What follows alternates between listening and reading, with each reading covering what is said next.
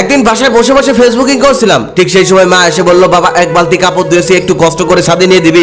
আমি তখন বিরক্তির সাথে মাকে বললাম, দেখছো না কাজ করছি, আমি পারবো না, যাও এখান থেকে। মা তখন বলল, কই কাজ করতেছিস, তুই তো মোবাইল চাপাচাপি করতেছিস। তখন আমি আরো বিরক্তি হয়ে বললাম, যাও নিজের কাজ নিজে করে নাও, একটু শান্তি মতো বসে থাকতে দেখতে পারো না, একটু বসে থাকলে কাজের কথা বলো। তারপর মা সেখান থেকে চলে গেল, আমিও দরজা বন্ধ করে ফেসবুকিং করতে লাগলাম, কারণ দরজা খোলা লাগলে একটু পর পরই আসবে আর ঘ্যানর ঘ্যানর করবে, এটা ওটা করতে বলবে। সেদিনই সন্ধ্যাবেলায় ছাদে গিয়ে একটু বসেছি, এদিক সেদিক চোখ বোলাচ্ছি, ঠিক সেই সময় মায়ের কল দিয়ে বলছে, বাবা কই রে তুই। আমি তখন বললাম, এখানে আসলেও আবার কল দিতে হয়, আমি না তোমাকে বলে আসলাম সাথে আসছি, সাথে আসলেও তোমাকে কল দিয়ে জ্বালাতে হবে আমাকে, তাই না? মা তখন নরম সুরে বলল, আমার একা একা ভালো লাগছে না, তুই একটু বাসায় আয়, আয় তোর সাথে একটু গল্প করি। তখন আমি বিরক্তির সাথে বললাম, আচ্ছা যেতে পারি, তবে যাওয়ার পর কিন্তু কোনো কাজ দেওয়া যাবে না, মনে থাকে জানো। তখন মা মুচকি এসে বলল, আচ্ছা কোনো কাজ দেব না, আয় তুই। তারপর আমি বাসায় চলে আসলাম। মা আসার পরে সেই বিরক্তিকর গল্প, যেই গল্পগুলো আমার শুনতে ভালো লাগে না, বারবার শুধু সেই গল্পগুলো আমার সাথেই বলতে হয় তার। আমি তখন ফেসবুকিং শুরু করলাম, কারণ মায়ের ওই পুরনো গল্প শোনার মতো এত সময় নেই আমার। তারপর মা যখন বুঝতে পারলো যে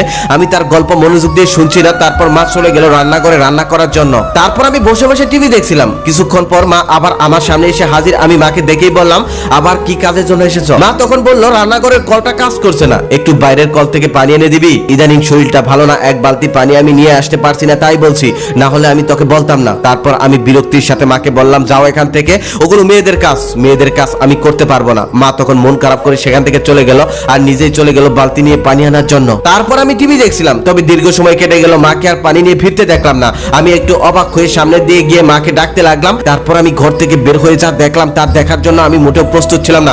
দেখলাম আমার মা টিউবওয়েল পারে পড়ে আছে, রক্তে 4-5টা ভিজে গেছে। এটা দেখার পর আমি কি করব বুঝে উঠতে পারছিলাম না। আমি হতবাক হয়ে গিয়েছিলাম, দৌড়ে মায়ের কাছে গেলাম, মাকে ডাকতে লাগলাম, তবে মা কোনো সারা শব্দই করছে না, কোনো কথা বলছে না, মাথায় কিছুই কাজ করছিল না। শুধু মাকে কোলে করে নিয়ে দৌড়ে রাস্তায় চলে গেলাম। সেখানে যাওয়ার পর একটা সিএনজি আসলো আর সেটাতে তুলে হসপিটালের দিকে রওনা দিলাম। যে হসপিটালে নিয়ে গেলাম, ওই হসপিটালে বাবার পরিচিত এক ডক্টর ছিল। সেখানে নিয়ে যাওয়ার পরেই ভর্তি করে নিল আর ওটিতে নিয়ে গেল। তখন নিজের উপর খুব রাগ হচ্ছিল, পৃথিবীর সবথেকে বড় অপরাধী নিজেকে লাগছিল, কারণ এক বালতি পানি নিয়ে দিলে কি এমন ক্ষতি হতো?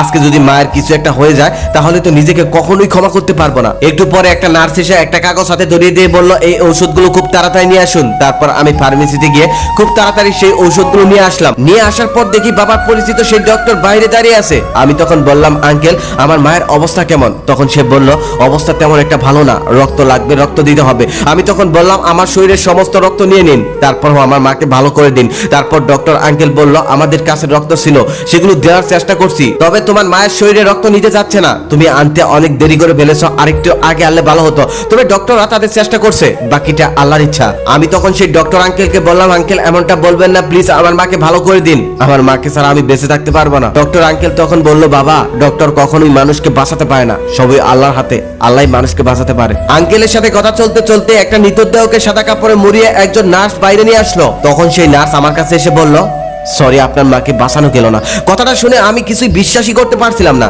সবকিছুই স্বপ্নের মতো মনে হচ্ছিল।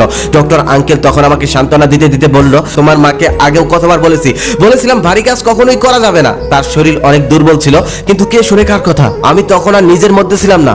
এটা কতটা যন্ত্রণা, এটা একমাত্র তারাই বুঝতে পারবে যাদের মা পৃথিবী থেকে হারিয়ে গেছে। আমার পুরো পৃথিবী তখন থমকে গিয়েছিল। সারাটা জীবন যাকে এত অবহেলা করলাম, আজকে তার নিথর দেহটাই আমার শরীরের সমস্ত শক্তি কেড়ে নিয়েছে। কাপা কাপা হাতে তখন মায়ের মুখ থেকে সাদা কাপড়টা সরালাম। কোনোদিনই কখনোই এই মায়া ভরা মুখটার দিকে ভালো করে তাকাইনি।